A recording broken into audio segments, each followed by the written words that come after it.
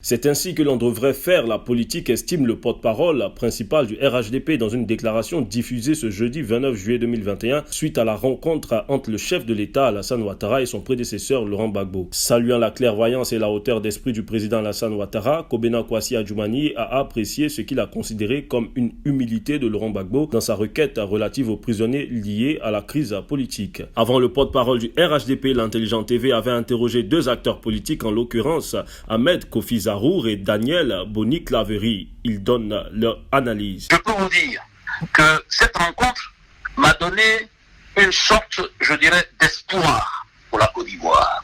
C'est à eux de construire cet espoir-là de façon que ce soit un espoir durable, que ce ne soit plus une rencontre comme celle que nous avons vécue par le passé, où des politiciens ont tenu des propos, mais qui n'ont jamais pu appliquer, parce que leurs intérêts primaires sur les intérêts des Ivoiriens. Donc je ne peux que me réjouir et j'espère vivement que ça sera le départ de la mise en œuvre d'une Côte d'Ivoire nouvelle au service de tous les Ivoiriens. Et aussi, je pense qu'ils doivent commencer à réfléchir le moment de passer la main, parce qu'ils ont atteint un certain âge et ils ont donné, je pense, le meilleur d'eux-mêmes pour servir la Côte d'Ivoire. Il est temps qu'ils préparent une génération nouvelle qui soit aguerrie aussi aux affaires de la gestion de l'État pour justement permettre que la Côte d'Ivoire puisse aller de l'avant et construire un avenir radieux pour tous les Ivoiriens et dans cet ensemble, je dirais, ouest-africain que nous voulons avec un espace géographique qui offre la possibilité de maximiser les opportunités dont nous disposons. Pour l'URD, c'est une rencontre pleine de symboles. Voir les deux présidents que tout a séparés pendant 10 ans se retrouver et nous offrir leur sourire et puis leur mano à la mano, leur main dans la main, ça n'est quand même pas quelque chose d'anodin. Je pense que c'est dans ce genre d'occasion que la politique acquiert ses titres de noblesse.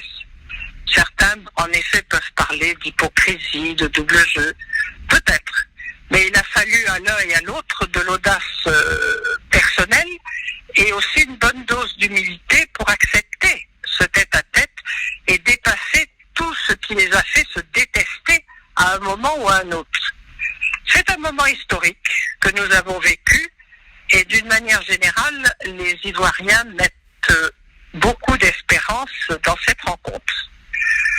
C'est un début, un déclencheur, et nous souhaitons que cela aboutisse à un dialogue plus large qui inclura toutes les forces vives de la nation pour donner du poids aux résolutions qui en sortiront.